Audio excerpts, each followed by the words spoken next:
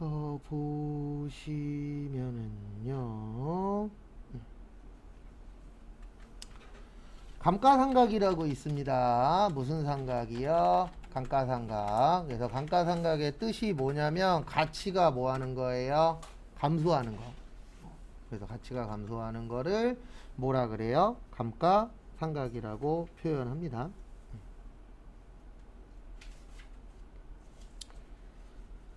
그래서 보시면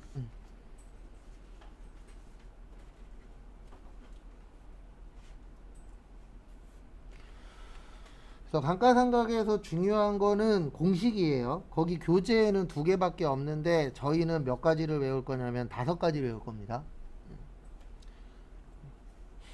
그래서 일단 앞에 보세요. 공식 외우실 거 먼저 정리를 해드릴게요. 요거는 그 외우시라고 나눠드린 거에 있습니다. 2번째 장에. 그래서 첫 번째로 정액법. 그래서 취득원가 마이너스 잔존가치 나누기 내용연수. 그래서 좀 이따 제가 정액법 어떻게 구하는지 보여드릴 거예요. 그래서 정액법의 뜻이 뭐냐면 액수가 뭐해져 있다는 얘기예요. 정해져 있다.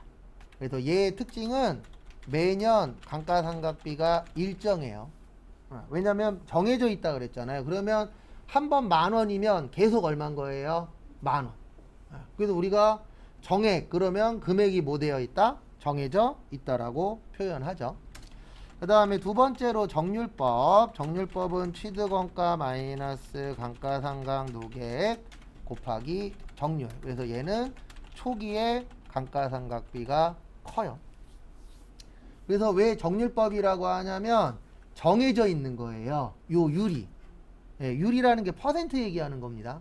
그래서 정해져 있다. 그래서 무슨 법이라 그래요? 정률법. 그 다음에 세 번째로 연수합계법. 그래서 연수합계법은 취득원가 마이너스 잔존가치 곱하기 내용 연수의 합분의 잔여 내용 연수. 그래서 연수 갖고 한다 그래서 무슨 법이라 그래요? 연수합계법이라고 합니다. 그래서 내용 연수의 합은 이렇게 구하는 거예요. 만약에 3년이야 그러면 1 더하기 2 더하기 3 이렇게 연수를 뭐 내서 계산하는 거예요? 합계 내서. 그래서 무슨 법이라 그런다고요? 연수합계법.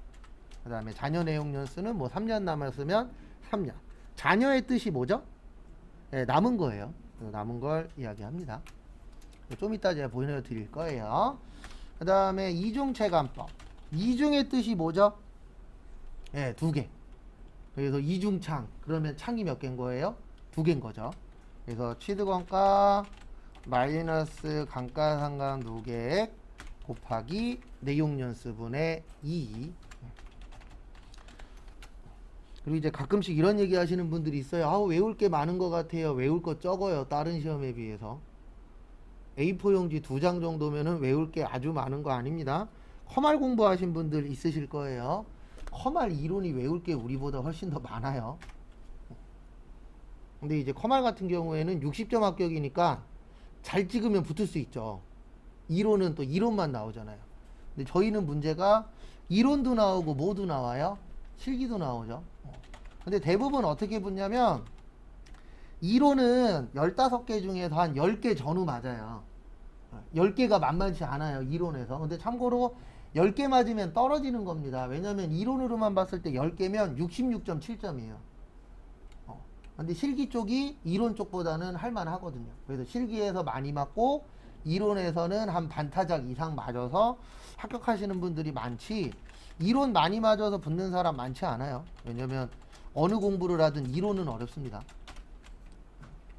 그 다음에 생산량 비례법은 뭐 가지고 하는 거예요? 생산량 가지고. 그래서 외우는 이유는 딴 거 없고요. 계산 문제가 종종 나와요. 그래서 계산 문제 풀려면 뭐가 기억이 나야 돼요? 공식이 기억이 나야 되잖아요. 그래서 외우는 겁니다.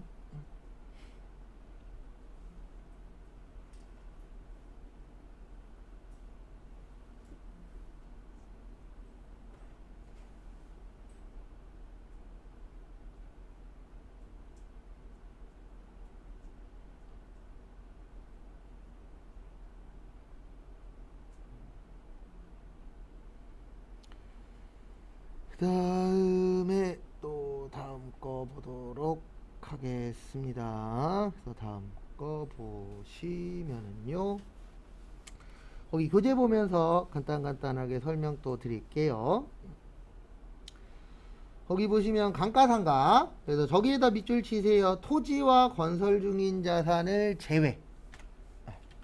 그래서 감가상각 하는데 토지하고 건설 중인 자산은 뭐라고 쓰여 계세요? 제외. 이게 무슨 뜻이냐면 감가상각 안 한다는 얘기예요. 우리가 감가상각 하는 이유는 뭐냐면은요.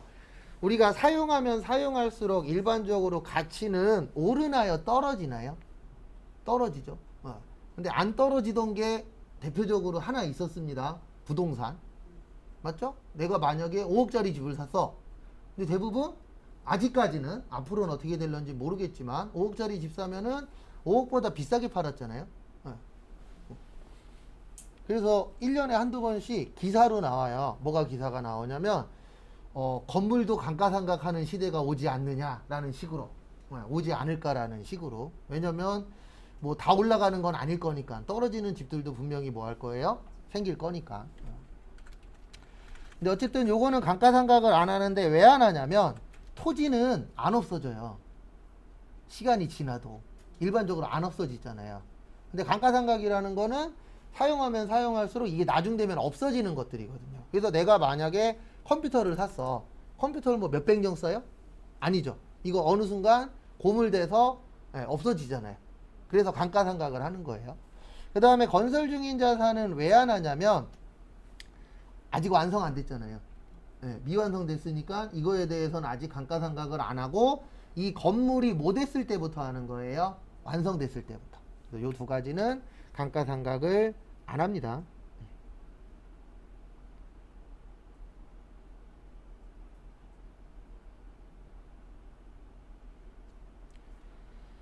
그 다음에 거기 보시면 일정한 시간이 경과함에 따라 가치의 감소가 발생하는데 이러한 가치 감소액을 뭐라 그런다고요? 감가상각이라고 표현합니다. 그 다음에 감가상각은 자산의 평가 과정이 아니라 저기에다 밑줄 치세요. 자산의 내용연수 동안 취득 원가를 체계적이고 뭐요? 합리적. 그래서 감가상각이라고 나오면 지문에 체계적, 합리적 나오면 감가상각이에요. 근데 왜 그러냐면 이거 가치가 오르는 거예요? 떨어지는 거예요? 떨어지는 거죠. 그러면 사람들은 민감해요. 맞잖아요. 그래서 우리 자동차 팔 때에 싸움 나는 경우들이 있어요. 왜 싸움 나냐면 나는 분명히 내 차 되게 깔끔하게 잘 쓰고 기스도 안 나고 잘 탔는데 이놈의 사는 사람들은 깎으려고 난리잖아요. 그 깎을 때 쓰는 방법 중에 하나가 이 감가예요. 그러니까 만약에 이렇게 보다가 흠집이 살짝 났네. 그럼 이거 감가상각 100만 원이에요. 이래버리면 짜증나는 거예요. 맞죠? 왜냐면 요거 이 정도 흠집인데 100만 원이나 가치가 떨어져. 그럼 사람들이 열받죠. 그래서 요게 중요한 거예요. 체계적이고 뭐여야 돼요? 합리적. 그래서 이런 게 있으면 좋죠. 뭐 1cm 정도 기스가 나면은 10만 원 감가. 이런 규정이 있으면 좋은데 이런 규정이 없죠. 근데 그럴 수밖에 없는 게 자동차 같은 경우에는 차종에 따라서 잘 팔리는 차종이 있고 안 팔리는 차종도 있잖아요. 그러니까 안 팔리는 거는 좀 싸게 갖고 가려고 노력들을 하고 잘 팔리는 거는 그렇게 많이 안 깎아요. 저게 그렇게 잘 팔린대요. 모닝 같은 것들. 경차 이런 건 갖다 놓으면 금방금방 나간대요. 왜냐면 가격이 뭐 하니까요? 싸니까. 근데 비싼 것들은 잘 나가는 것도 있고 안 나가는 것도 있고. 근데 사람들이 현대기아차를 많이 타는 이유 중에 하나가 그것도 있어요. 중고차 가격이 현대기아차가 좀 괜찮대요. 저는 SM3 끌고 다니는데 뭐 지금 10년 넘어갖고 고장날 때까지 부서지기 전까지는 탈 건데 SM 쪽은 SM3 좋아요? 저그 첫차가 저 그거였는데. 저는 장고장이 없었어요. 그러니까 중고로 샀었는데 5년 된 거 중고로 샀었는데 앞에 타신 분이 시장만 왔다 갔다 하셔갖고 거의 안 탄 차였어요. 많이. 근데 중요한 건 저도 많이 안 타서. 지금 12년, 13년 됐어요. 근데 잘 굴러가고 장고장 없으니까 그냥 타는 거죠, 뭐. 솔직히 중고차 되면은 딴 거 없잖아요. 고장 안 나면 그때까지 타는 거죠. 예, 팔 때 원래 많이 못 받아요. 왜냐면 그게 부속품이 비싸다라는 그 뭐냐 일반 현대기아차보단 부속도 비싸서. 예. 근데 저는 나중에 바꾸면 QM6 살려고. 예. SUV. 예. 근데 저는 그놈이 마음에 들더라고요. 뭐 내 마음에 들면 사는 거죠, 뭐. 그리고 살 때 그냥 기도드리는 거죠. 장고장만 없기를. 왜냐면 전자제품은 다 똑같잖아요. 예. 벤츠를 샀어. 맨날 고장나. 이런 차를 만날 수도 있고. 예. 근데 저기 뭐지? 되게 많아요. 예. 중국이 독일 차 갖고 있는 게 몇 개 있고. 근데 어쩔 수 없어요. 왜냐면 우리나라 부자는 중국 가면 그지라는 얘기가 있을 정도로 중국 부자들이 진짜 부자래잖아요.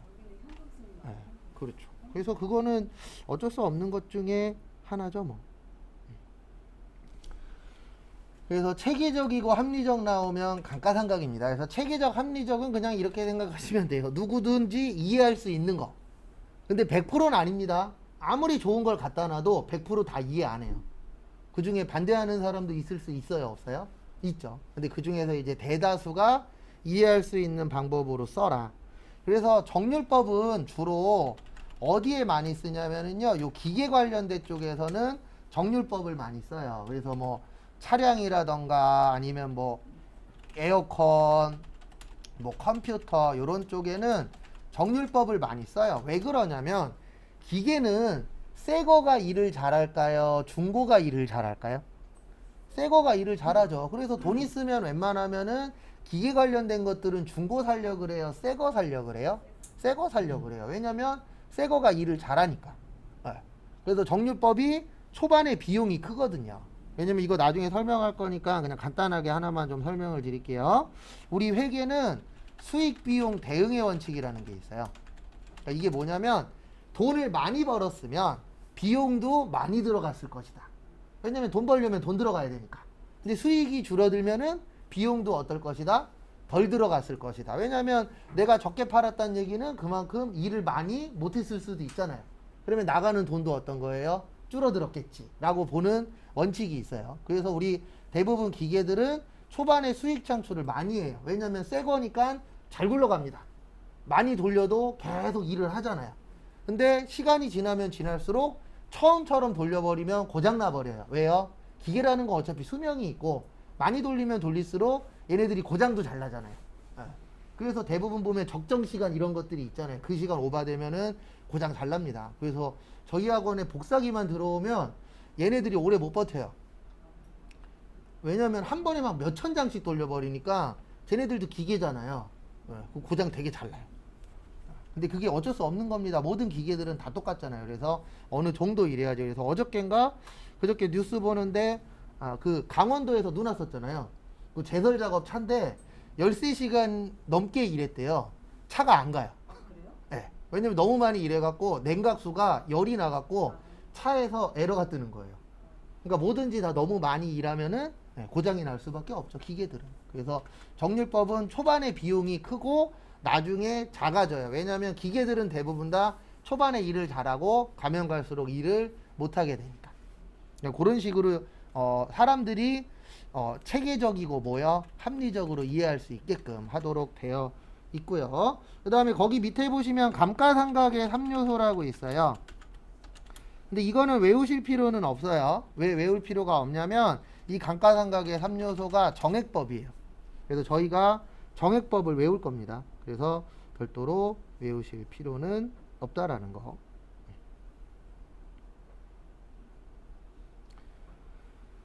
그 다음에 149페이지 보시면 거기 감가상각비의 기장 방법이라고 있는데 이거는 컴퓨터가 해주니까 상관없고요. 기장 관련돼서 짧게 설명을 드릴게요. 기장이 뭐냐면 장부 작성하는 거예요.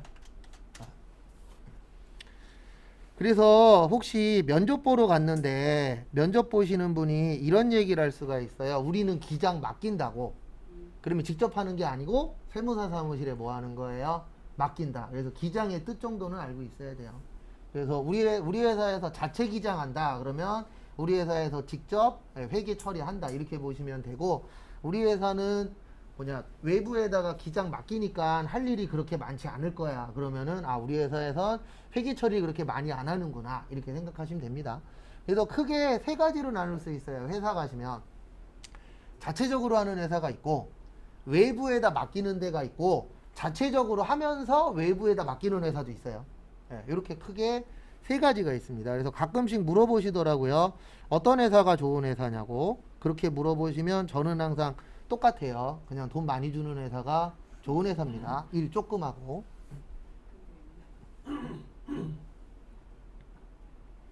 그래서 참고하세요. 근데 그런 데는 없다라는 거. 그 다음에 152페이지. 그런 데 있으면 소개 좀 해주십시오.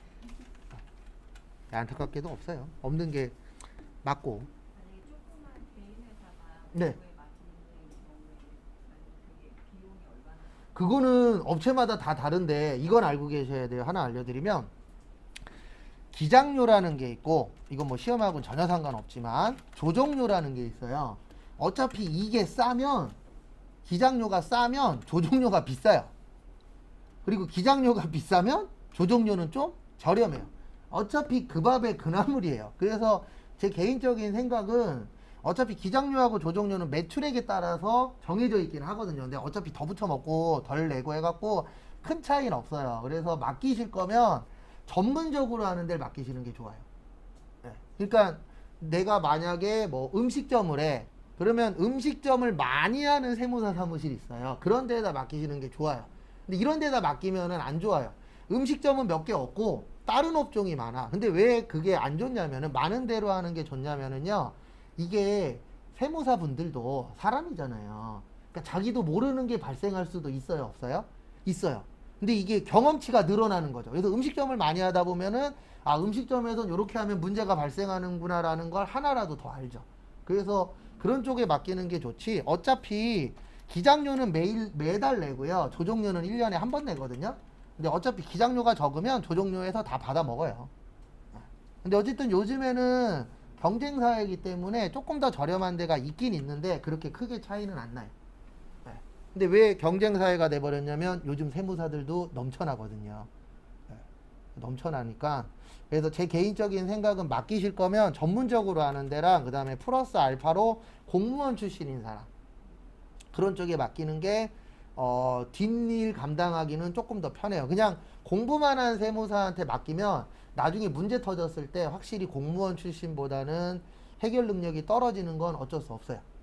참고로 제가 예전에 다니던 세무사 사무실의 세무사는 국세청 출신이었어요. 그것도 국세청장 따까리 출신. 그러니까 힘이 있어요. 연계가 있으니까 힘이 있어요. 그래서 거짓말 안 하고 저 기장료로 돈 버는 거보다 뭘로 돈 더 많이 벌었냐면은요. 그 법원 가서 해결해 주는 걸로 돈 더 많이 벌었어요. 진짜로.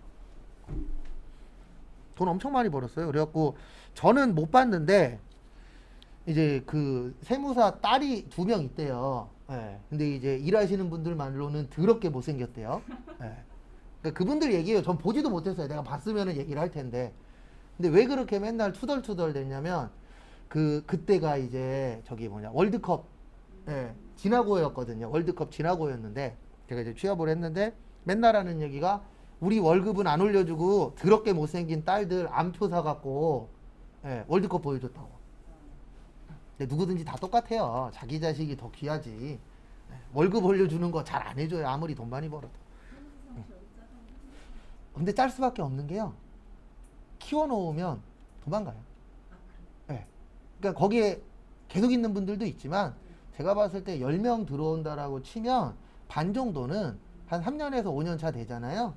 그럼 일반 회사로 가요. 왜냐면 일반 회사 가면 돈 거의 최소 연봉으로 치면 1,000만 원 이상은 더 벌 수 있으니까. 근데 이제 대부분 저게 들어와요. 딜이. 너 우리 회사로 올래? 얼마 더 줄게. 너 지금 대리지? 우리로 오면 과장 달게 해줄게. 이런 식으로 딜도 들어와요. 근데 맡길 수밖에 없죠. 왜냐면 가면 갈수록 인건비를 줄여야 되잖아요.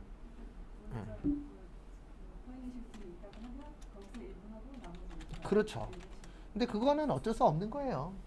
앞으로 이제 제 개인적인 생각인데 격리직도 8시간 일하는 사람보다는 4시간, 5시간 이런 식으로 줄어들 거예요. 저 예전 그 회사는 경리 직원은 그 팀장님 계신 분한테 차도 줬어요. 뭐 아니 그런 데들도 있어요. 예. 그거는 책임자가 중간중간. 그래도 저 아시는 분도 뭐 전에 들은 얘기긴 하지만 그 삼촌이라 그랬나? 어쨌든 공장 운영하시는데 직원분 차 사준다고 50% 대줬다 그러더라고요. 근데 격리파트 올라가면 올라갈수록 회사 차 이렇게 지원해 주는 데들도 많아요. 기름 다 내주고 핸드폰도 지원해 주고. 비용을 떨면 되죠. 그러니까 비용으로 떨면 되는 것도 있고요. 어차피 저기 뭐냐 영업부한테 지원 나가는 거 그냥 플러스 한두 명 더 해주는 개념이니까. 근데 제일 중요한 건 이것도 저것도 없고요. 그냥 사장님 마인드가 제일 중요해요. 예. 사장님이 다른 부서도 해줘야지 그러면 해주는 거고 안 돼 그러면 안 되는 거기 때문에 사장님이 어떤 마인드냐 그리고 그 밑에 직원분이 얼마나 사장님을 요리를 잘하냐도 중요하고. 저희는 퇴사했는데 하루 왔어요. 하루. 뭐 그럴 수도 있죠. 예. 아니 그렇게 잘하시는 사장님들도 있어요. 저 예전에 세무사 사무실 다닐 때 거래처 중에 하나는 4대 보험 안 내요. 소득세, 지방소득세도 안 내요. 회사에서 복지 차원으로 다 내줘요. 그러니까 사람들이 그만 안 둬요. 왜요? 그만두고 딴 데 가면 지금 받는 월급보다 무조건 적어질 건데. 예. 그러니까 오래 다니는 거죠. 그러니까 그런 식으로 이제 복지에 신경 쓰는 사장님이 있고 너넨 어떻게 되든 나만 잘 살면 된다 이런 사장님도 있고. 전에 가방도 뭐 그럴 수 있죠. 아니 애기 아빠 회사에서 그 내주에 여왕 막 이래가지고 그러니까 뭐든지 다 사장님 성향이에요. 예. 그렇죠. 사람 같은 거 필요한 사람 그럼요. 나만 잘 되면 돼도 있고 그래도 같이 살아봐야지도 있고 다 다르니까.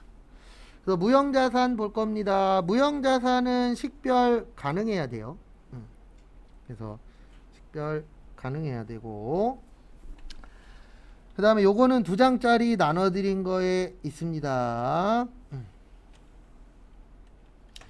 영어권은 자가창출 안 돼요. 이 영어권이 뭐냐면 장사 잘 되는 권리예요. 그래서 이럴 수 있겠죠. 내가 만약에 식당을 하는데 우리 동네에서 거의 탑이야. 전국에서도 이 맛을 못 따라와. 그래도 전국적으로 유명해. 그러면은 영업이 되게 잘 되는 거잖아요. 결론적으로.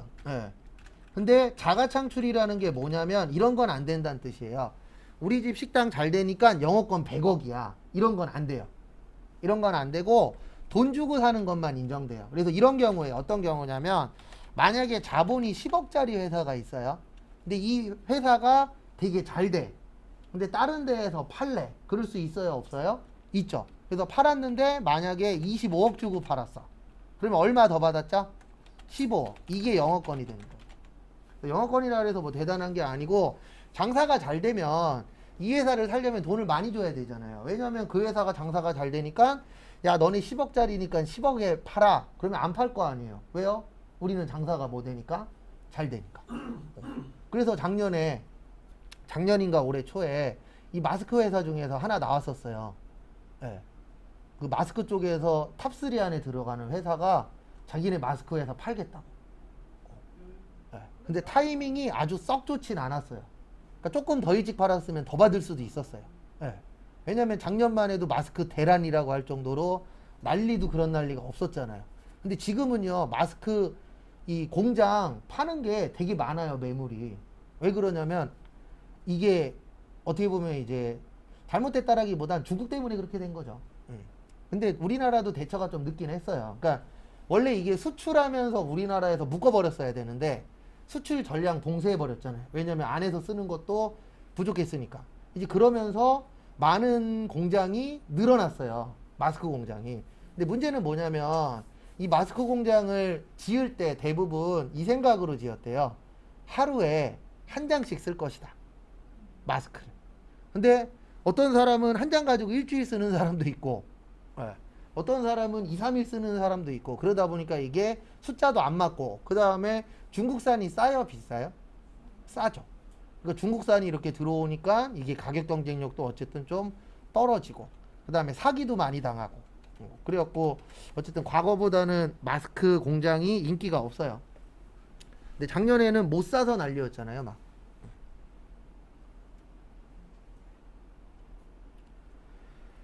그 다음에 그래서 영어권이라는 거는 장사가 잘 되는 건데 무슨 취득만 인정한다고요? 유상취득. 그 다음에 감가상각할 때 직접법 쓰는데요. 이건 외우실 필요 없어요. 왜냐면 이거는 컴퓨터가 해줘요. 그리고 이거는 컴퓨터가 해주니까 크게 문제될 거는 없습니다. 그 다음에 내용 연수는 20년 이내로 하래요. 요 내용 연수가 뭐냐면은요, 사용 기간이라고 생각을 하시면 돼요. 무슨 기간이요? 사용 기간. 그래서 쓸 수 있는 기간을 뭐라 그래요? 내용 연수라고 표현합니다. 그 다음에 아까 제가 여러 가지 감가상각 방법 적어드렸죠. 그래서 합리적인 감가상각 방법이 없으면 정액법으로 하라고 되어 있습니다. 무슨 법으로 하라고요? 정액법. 그 다음에 시험 문제는 요게 잘 나와요. 요즘에 개발비는 무형자산, 연구비 및 정상 개발비는 판매비와 관리비. 요거 관련돼서 간략하게 설명드리고 교재 볼 겁니다.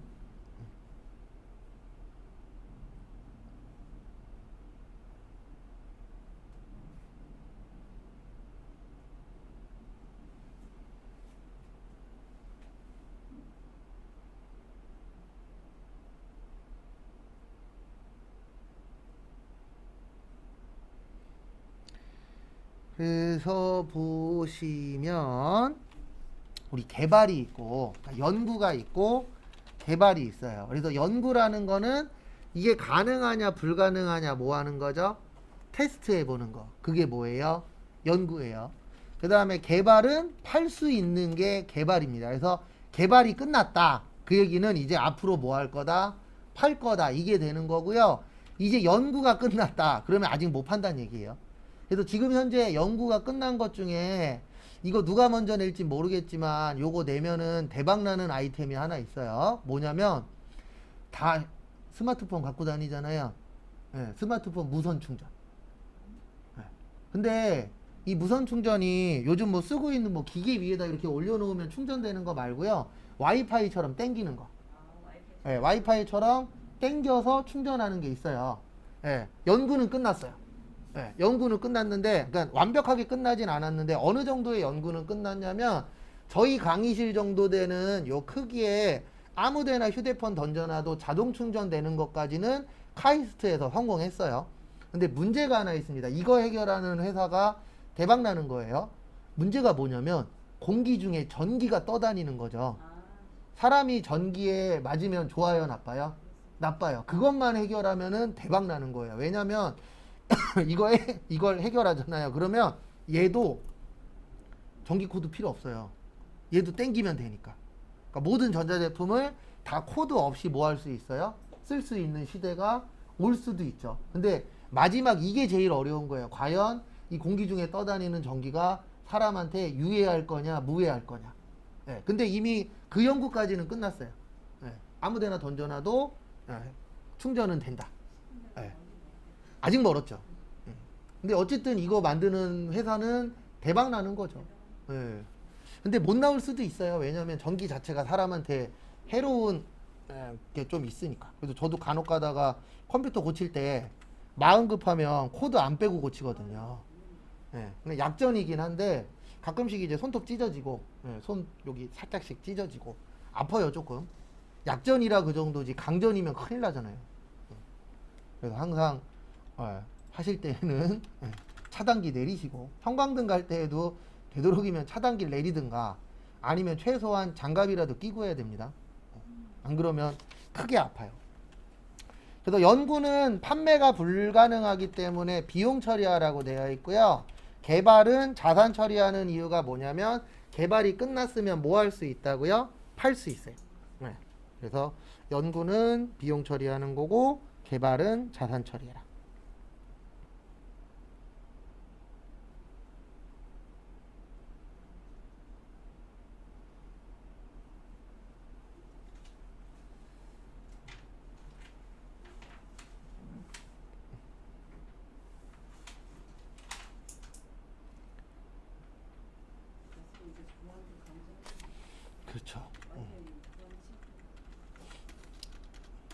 공짜는 무조건 취약해요. 그 다음에 교재 보면서 간단하게 또 설명드리도록 하겠습니다. 그래서 거기 보시면은요, 무형자산은 재화의 생산이나 용역의 제공, 타인에 대한 임대 또는 관리에 사용할 목적으로 저기에다 밑줄 치세요. 기업이 보유하고 있어야 됩니다. 당연히. 왜냐하면 자산이 되려면 팔 수 있어야 되거든요. 그래서 기업이 보유하고 있으며, 그 다음에 물리적 형체가 없어야 돼요. 왜냐하면 무형이기 때문에 형체가 있으면 안 되는 거는 당연한 말입니다. 그 다음에 식별 뭐 해야 돼요? 가능해야 돼요. 그래서 식별 가능하고, 기업이 통제하고 있어야 됩니다. 그러니까 기업이 좌지우지할 수 있어야 돼요. 그래서 통제하고 있어야 됩니다. 그 다음에 미래의 모든 자산은 뭐가 있어야 된다고요? 효익. 그리고 거기 뒤에 보시면 뭐 산업재산권, 라이선스, 프랜차이즈, 저작권, 소프트웨어 많은데 여기 중에서 두 가지 좀 잘 봐두세요. 저작권. 저작권은 왜 잘 봐두셔야 되냐면 얘가 프로그램에 없어요. 무형자산인데 프로그램에 없어요. 그래서 저작권은 무형자산입니다. 근데 프로그램에 있다 없다? 없다. 그 다음에 컴퓨터 소프트웨어는 없어요. 소프트웨어만 있어요. 그래서 소프트웨어가 뭐 얘기하는 거예요? 소프트웨어가 프로그램 이야기하는 겁니다. 그래서 우리 뭐 윈도우나 아니면 뭐 한글이나 아니면 뭐 MS 오피스나 이런 거 있어요? 없어요? 있죠. 이런 것들이 다 뭐예요? 소프트웨어예요. 그래서 집에서는 뭐 저도 그렇지만 많은 분들이 정품 써요? 정품 아닌 거 써요? 정품 쓰는 분들도 있지만 아닌 거 쓰시는 분들도 있죠. 많아요. 돌아가요. 다 뚫어나갔고. 그런 거 우리나라에서 M 오피스가 아니지 MS지. 우리나라에서 그런 거 잘 만들잖아요. 그래서 저희 집에도 정품은 90%인데 10%는 정품 아니에요. 호환 잘 돼요. 한국 사람이 어떤 사람인데요. 어느 정도 뚫어갖고 굴러가게끔 만들어 놓고 뿌리기 때문에. 근데 나중 되면 나중 될수록 정품 아니면 못 써요. 왜냐면 이제 연결을 다 IP 주소 해갖고 이렇게 추적 가능하게끔 이제 앞으로 만들 거기 때문에 가면 갈수록 못 쓰는데 아직은 쓸 수 있어요. 그래서 아시는 분들은 아시겠지만 MS 오피스 가격이 외국에 비해서 대한민국이 비싸요.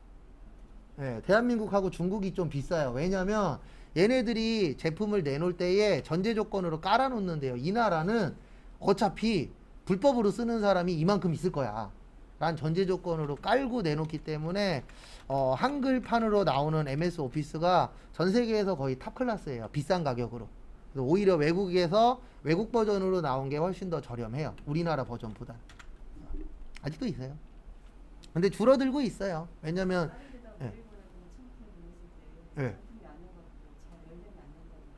뭐 그런 부분이 생길 수는 있죠.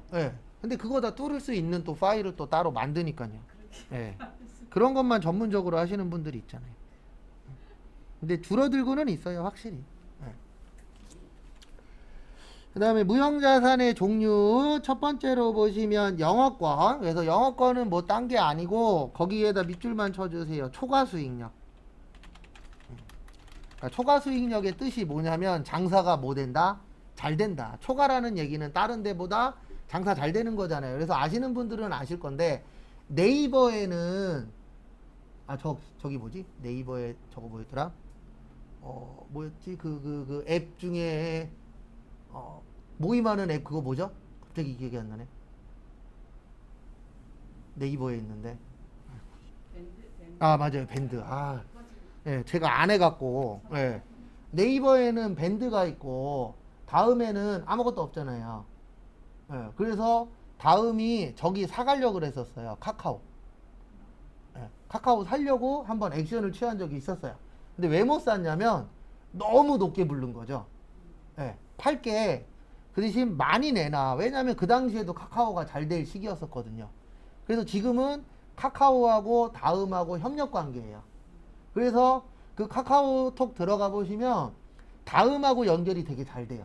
근데 왜 그러냐면 둘이서 협력사니까. 근데 원래는 다음이 카카오톡을 살려 그랬어요. 근데 왜냐면은 다음의 라이벌은 네이버잖아요. 근데 네이버는 다음을 라이벌로 안 봅니다. 예. 라이벌이 안 되죠. 왜냐면 비율이 한 3대 7에서 한 8대 2 정도 되니까. 근데 다음에 음. 왜 안 없어졌는지 자금 때문에 버티고 있는 거예요? 아니요, 자금 때문에 버티는 것도 있지만 이게 저도 검색은 네이버 가서 하거든요. 네이버가 지금 근데 뉴스는 다음 와서 봐요. 아 그래요? 근데 왜 그러냐면 뉴스 보기는 다음이 좀 더 편하게 되어 있어요. 근데 검색은 확실히 네이버가 좀 더 편하고, 그래서 안 없어지는 이유가 네이버가 100%다 좋다 그러면은 다음을 안 쓸 텐데 다음이 좋은 부분이 있고 네이버가 좋은 부분이 있어요. 그러다 보니까 이제 어느 정도 공생관계가 되어 있는 거죠. 그리고 만약에 그 다음이 없어지면 네이버가 오히려 올라갈 것 같은데 뭔가 다른 게 치고 들어올 확률도 있어요. 아무튼 다음하고 네이버만 그렇긴 하죠, 현재는. 예. 그래도 요즘에 저쪽도 많이 쓰잖아요. 유튜브 때문에. 지메일도. 그렇죠. 예, 과거보다는 지메일도 많이 쓰고 있죠. 많은 사람들이. 지메일 때문에 그런 것 같아요. 지메일이 필수가 되고 그것도 있고요. 그리고 유튜브 자체가 지메일 쪽이 훨씬 더 잘 연결이 되니까. 그래서 그쪽을 많이 쓰죠. 뭐 네이버나 다음이 연결이 안 되는 건 아닌데 그래도 확실히 자기네 거가 조금 더 연동이 잘 되는 건 어쩔 수 없잖아요. 그 다음에 그래서 결론은 영어권은 장사 잘 되는 거에 대한 권리입니다. 근데 우리 권리는 손으로 만질 수가 없죠. 그래서 영어권은 장사 잘 되는 건데 여기에서 키포인트는 무슨 취득만 가능하다고요? 유상 취득. 그래서 돈 주고 산 것만 인정하겠다. 근데 왜 그러냐면은 아까 잠깐 설명드렸지만 우리 회사 장사 잘 되니까 영어권 100억. 이거 만들게 냅두면 이상한 금액들이 많이 나올 수 있잖아요. 그래서 실제 돈 주고 산 것만 인정하겠다. 그 다음에 개발비. 그래서 개발비는 요게 키포인트예요. 개발이 끝나면 효익이 발생합니다. 왜냐면 개발이 끝나야만 판매할 수 있으니까. 그래서 현재 미국에 입고 다니는 컴퓨터가 있긴 있대요. 근데 가격은 한 2억 정도 되고 무게는 한 15kg 정도? 그러니까 사람들이 사요, 안 사요? 안 사죠. 왜냐면 그거 메고 다닐 필요 없으니까, 아직은. 근데 그게 이제 나중에 축소화가 되고 가격이 떨어지면은 살 수도 있겠죠. 그리고 우리가 쓰는 모니터 있죠. 이것도 나중 되면 다 터치 스크린으로 바뀔 거예요. 예.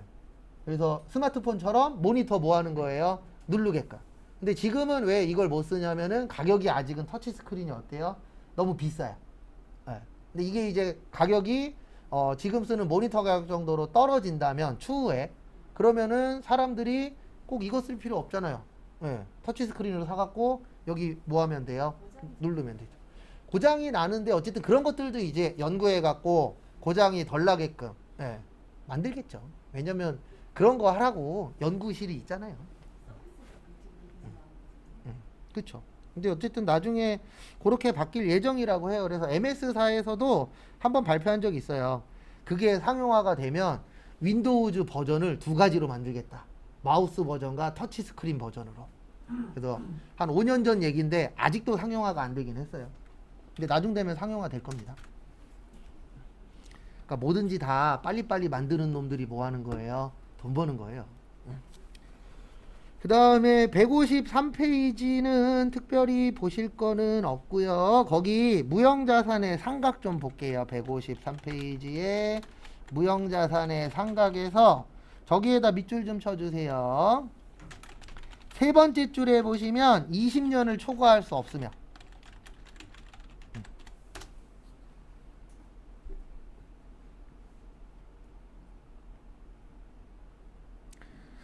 그래서 이게 무슨 뜻이냐면은요, 감가상각이라는 걸 하는데, 감가상각 할 때에는 내용연수가 필요해요.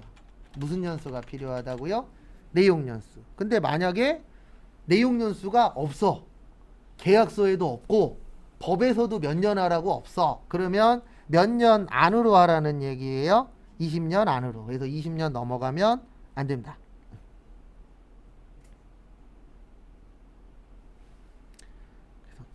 참고하시고요.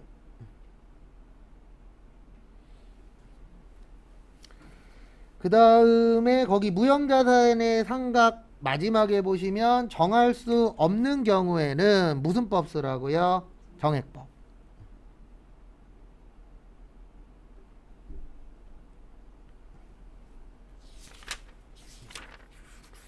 그 다음에 여기까지 보시고요. 잠깐 쉬었다가 10시 35분에 저기 159페이지 부채 볼 겁니다. 왜 한글도 안 나와?